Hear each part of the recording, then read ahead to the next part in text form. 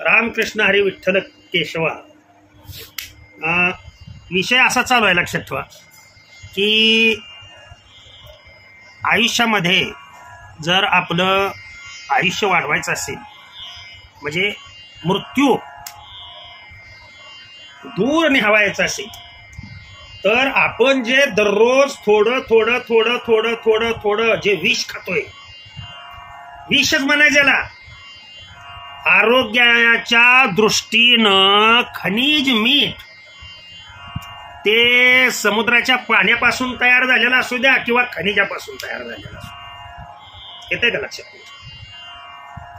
हे मीठ जे आहे ते आरोग्यासाठी मस्त 5 रुपये किलो असेल, 5 रुपये किलो मिळतंय, ज्या अर्थी त्या अर्थी लक्षात ठेवायचं की हे आपल्या आरोग्याला किती धोकादायक आहे, स्वस्त आहे. मग ते आयोडाईड जड म्हणू द्या, कसलंही म्हणू द्या, मीठ हे आपल्या शरीरासाठी जहर आहे, विष आहे, एवढं लक्षात ठेवलं. आणि चहा हा आपल्या शरीरासाठी त्या मिठाला प्रोत्साहन देणारा, मागून प्रोत्साहन देणारा म्हणा ना, पुढं जो चोर जातो त्या चोराला मागून प्रोत्साहन देणारा हा चहा आहे. आणि हे दोन्ही तुम्ही बंद केल्यानंतर, सर आमच्या शरीरामधलं मीठ कमी होईल, अहो त्याला मी पर्याय सांगतो तुम्हाला, तुम्ही नका चिंता करू. मिठाचं रेणुसूत्र काय? NaCl, sodium chloride. यातला सोडियम जो आहे, सोडियम हा मुख्य सोडियम लक्षात ठेवा, तो हृदयाच्या भागामध्ये जमा होऊन गुठळी तयार होते. आणि हा क्लोट जर पुढे नाही सरकला तर अटॅक निश्चित. आणि तुम्ही न सांगता, न कोणाला विचारता वरती जाणं. अगदी सत्य बोले माझी वाचा. मग करायचं काय सर? मीठ नाही खायचं, मग करायचं काय? तर भाजी बनवताना लक्षात ठेवा, एक तर तेल वापरायचं असेल तर तुम्हाला मोहरीचं तेल वापरावं लागेल. तेल कुठलंच वापरायचं नसेल आणि तेल वापरूही नका, माझं स्पष्ट सांगणं आहे की गरीब असू द्या, श्रीमंत असू द्या, ज्याला लवकर मारायचं त्यांनी वापरा, आवर्जून वापरा.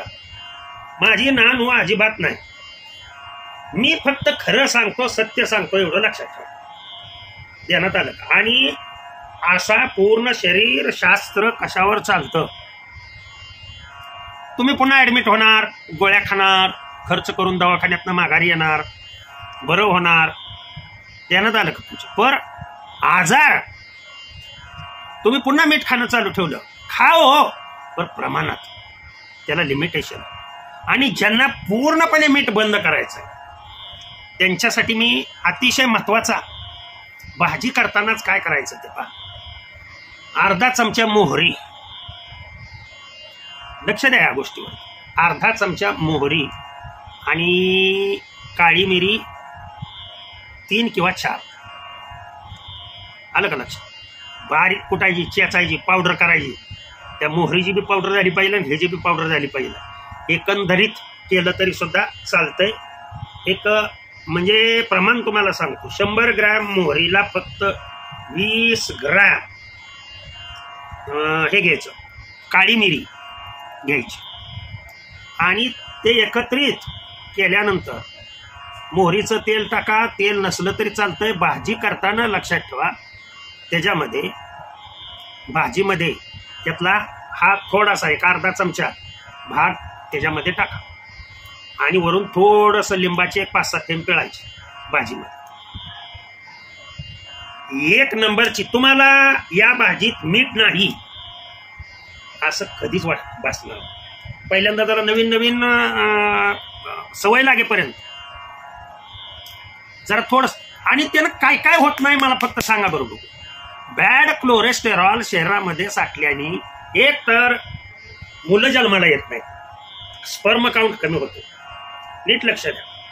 जे मुख्य गुप्तांग आहे काय, ह्याचे रोग व्हायला पहिल्यांदा सुरुवात. पुन्हा याचा परिणाम हृदय, किडनी याच्यावरती होतो. ब्रेन पॉवर चालत नाही. चालत नाही म्हणजे अतिराग येतो. येतं का लक्षात? तुमच्या रागावरती वर्चस्व राहत नाही. राग क्रोध तुम्ही आवरू शकत नाही. आणि तुम्हाला हे मी सांगू इच्छितो, क्रोध न आवरणे म्हणजे हाय बीपी जाणे. अशा सर्क्युलेशन मध्ये जर ती गुठळी अडकली तर काय काय वेळेला रागामध्ये भांडणामध्ये मनुष्याचा मृत्यू झालाय. ध्यानात आलं का? त्याच्या छातीमध्ये अचानक तुम्ही पिक्चर मध्ये सुद्धा हे सीन पाहता की असं काहीतरी मुलानं केलं की त्याच्यामुळं आईला किंवा वडिलांना अचानक छातीमध्ये असं दुखल्यासारखं, खाली पडल्यासारखं, जागेवर खालास झाल्यासारखं, किंवा दवाखान्यात न्यायला पळवा पाहता का नाही तुम्ही? सत्य परिस्थिती आहे का नाही? तर ह्या गोष्टी लक्षात ठेवायचं. भाजी करताना जर हे तुम्ही वापरलं तर माझ्या मते तुम्ही 50% आजारातून इथनं पुढं करा. आजच्या पासून पुढं करा. ज्या दिवशी व्हिडिओ तुमच्या संपर्कात येईल त्या दिवसापासून पुढे. लिंबू कशासाठी म्हणून सांगितलं मी सर्व रिझन सह सांगतोय, लक्षात ठेवा. आपल्या शरीरामध्ये क्रेब सायकल आहे की जिथे ऑक्सिडेशन प्रोसेस होते. घेतलेला ऑक्सिजन शरीराला ही क्रेब सायकल चालू ठेवण्यासाठी सायट्रिक ऍसिड आणि आयसोसायट्रिक ऍसिड, मग या लिंबामध्ये सायट्रिक ऍसिड आहे, येते का लक्षात? ऍसिटिल कोएन्झाइम ए हा ग्लायकोलिसिस आणि क्रेब सायकल यांचं जोडण्याचं कार्य करत असतो. आणि क्रेब सायकलमध्ये पूर्ण एनर्जी जी आपल्या शरीरात साठवली जाते किंवा सिंथेसाइज केली जाते ती NADP, लक्षात ठेवा, ATP मॉलिक्यूल, ADP मॉलिक्यूल, काय त्याचं कन्व्हर्शन एकातून दुसऱ्यातून एक. जे शिकलेले आहेत त्यांना मी काय बोलतोय ते कळेल.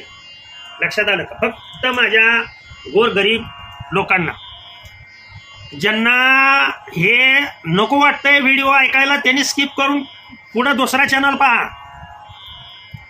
मी सत्य खरं आहे ते सांगतोय. जास्त दिवस जर जगायचं असेल तर हे देतोय ते मंत्र अगोदर सांगितलेले. ह्याच्या अगोदरचा एक भाग तो बघा तुम्ही, त्याच्यामध्ये पूर्णतः मी सांगितलंय वर्ज्य काय करायचं. ध्यानात आलं तुमच्या? म्हणजे जवळजवळ सर्व माहिती. आता आणखीन काही गोष्टी पुढे आहेत त्या सांगतोय का? सर मीठ जर आम्ही नाही खाल्लं तर आम्हाला थायरॉइड होईल, थायरॉइडचा काय प्रॉब्लेम होईल. अहो तुम्हाला काहीच होत नाही हो. मिठाची उणीव मी बासूच देत नाही ना सांगतो. तुम्हाला तसं काय वाटलं थायरॉइडचा प्रॉब्लेम येतोय असं वाटलं की आठवड्यातनं 2-3 दिवस फक्त आपला पांढरा भोपळा असतो ना, आलं का लक्षात? 2-3 दिवस त्याची भाजी खावा, अशीच करून खायची भाजी. काय प्रॉब्लेम येत नाही. कुठल्याही प्रकारचा तुम्हाला थायरॉइड होणार नाही, काय होणार नाही. त्या गैरसमजुती तुमच्या मनातून तुम्ही काढून टाका. अगदी माझ्या पांडुरंगाची शपथ घेऊन मी सांगतो. तर अशी गुठळी मेंदूकडल्या भागाकडे गेली, मेंदूला बी रक्तपुरवठा करणाऱ्या रक्तवाहिनी, तिथं जर ती गुठळी अडकली तर लक्षात ठेवा रक्त पुढं न गेल्यामुळं, पाठीमागचं प्रेशर वाढल्यामुळं तिथं ती वाहिनी ब्रेक होते आणि मेंदूमध्ये रक्त ऍक्युम्युलेट होते. त्याला पॅरालिसिसचा अटॅक येणं म्हणतात. लक्षात ठेवा, पॅरालिसिसचा अटॅक. सगळ्या प्रकारचे रोग, किडनी स्टोन, सर्व प्रकारचे आजार या मिठामुळे होतात. लक्षात ठेवा. त्याच्यामुळे प्रमाणात मीठ खाणे. एक वेळ आळणी असेल तरी सुद्धा चालेल. लग्नात जाऊन फास्ट फूड खाणे, कुठे याच्यावरती वडापावच्या गाड्यावरती वडापाव खाणे, हे असले बाहेरचे जे पदार्थ आहेत ते खाणं वर्ज्य करावं लागेल. मग आता तुम्ही म्हणाल घरचंच खायचं, परंतु कसं खायचं सर? तर मी सांगितलं ना भाजी तर कशी करायची ती सांगितली. आणि जेवण करताना तुम्हाला सांगतो लसूण आणून ठेवा घरात. हे विष जर बाहेर काढायचं असेल तुम्हाला तुमच्या शरीरामध्ये, तर लसूण हा एवढा जालिमाय. लक्षात ठेवा, लसणाची वरची पाकळी, प्रत्येक पाकळी सोलायची व्यवस्थितरित्या, आणि ही पाकळी सोलून त्या पाकळीच्या बारीक बारीक बारीक बारीक बारीक बारीक बारीक बारीक तुकडे करायचे. आणि हे बारीक बारीक केलेले तुकडे तुपामध्ये थोडेसे भाजून इकडून तिकडून इकडं असे करून, नाहीत भाजले तरी सुद्धा चालतं. तुम्ही म्हणाल तू कुठं आणायचं, आवश्यकता नाही. आता आपण जेवायला बसायचं आहे म्हटलं की 2 लसणाच्या कुड्या घ्यायच्या. स्त्री असो पुरुष असो, येतं का, म्हातारा मनुष्य असो, दररोज जेवणाच्या वेळेला नाही एका वेळेला शक्य झालं तर सायंकाळी झोपताना, संध्याकाळी जे जेवण करतो आपण त्या जेवणाच्या वेळेला लसणाच्या 2 कुड्या बारीक तुकडे केले त्या भाजीबरोबर, मीठ न टाकलेल्या भाजीबरोबर, मग चपाती बरोबर खावा, काय बी खावा, बाकीचं काय बी खावा म्हणून सांगतो, आलं का लक्षात. पण चपाती भाकरी सुद्धा मीठ घातलेली नको. त्याच्यामध्ये सुद्धा अहो त्या भातामध्ये सुद्धा मीठ घालते तो, आणि तसा मीठ आळणी झाला की ती म्हणते अरे मीठ आण. वरून मीठ खाणं तर अतिशय धोक्याचं, लक्षात. याच्याबद्दल तुम्ही अगदी कुठल्याही शास्त्रामध्ये जर गेला तर अतिरेक, कोणत्याही पदार्थाचा अतिरेक करणं हे धोक्याचं असतं. प्रमाणात कोणतीही गोष्ट करा ती कधीच वाईट ठरत नाही. परंतु ज्यांना पूर्णपणे बरं व्हायचं आहे, बॅड कोलेस्टेरॉल ज्यांच्यामध्ये आहे, ज्यांना अटॅकचा प्रॉब्लेम आहे, ज्यांना मधुमेह आहे, पॅरालिसिस आहे, त्यांनी पूर्णपणे आळणी भाजी खाली. हे तत्व जर आजच्यापासून तुम्ही पाळलं तर महिन्याच्या आत तुमचं हे कोलेस्टेरॉल कमी होईल, तुम्हाला अंग हलका हलका वाटेल, वजन तुमचं कमी होईल, लक्षात ठेवा. मात्र हे सांगतोय, परंतु तुम्ही म्हणाल सर आमच्या सेक्स पॉवरवर काय परिणाम होईल का?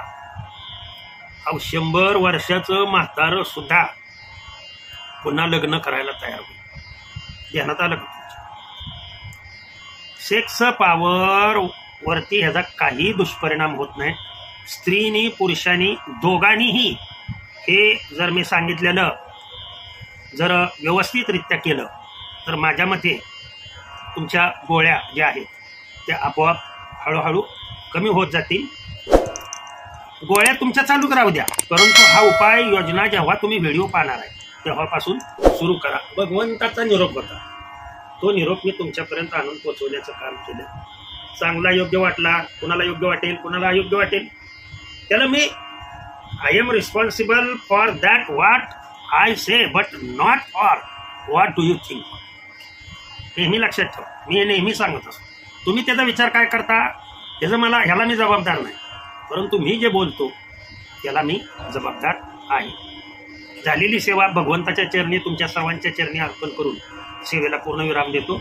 रामकृष्ण हरी, विठ्ठल केशव, कुंडलिक वरदा विठ्ठल, श्री ज्ञानदेव तुकाराम.